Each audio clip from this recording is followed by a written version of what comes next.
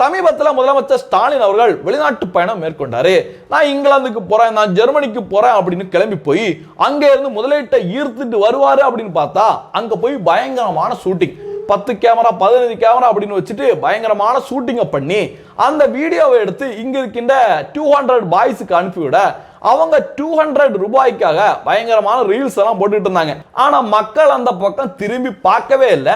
அடுத்து முதலமைச்சர் ஸ்டாலின் அவர்கள் இந்தியாவுக்கு ரிட்டர்ன் வந்து பத்திரிகையாளர் மத்தியில நாங்க 15,000 கோடிக்கான முதலீடு அப்படி அள்ளிட்டு வந்துட்டோம், தூக்கிட்டு வந்துட்டோம் அப்படின்னு வாயாலே வடை சுட்டாரு. அதை தமிழக மக்கள் கண்டுக்கவே இல்லை.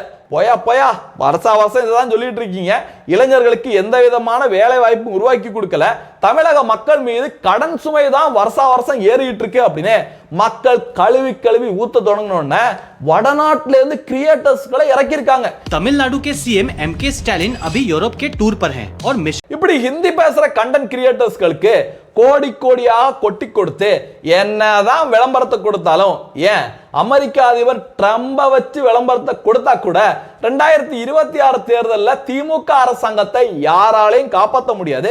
மக்கள் முடிவு பண்ணிட்டாங்க, இந்த திராவிட மாடல் அரசாங்கத்தை, இந்த குடும்ப ஆட்சியை வீட்டுக்கு அனுப்பணும் அப்படின்னு மக்கள் முடிவு பண்ணிட்டாங்க.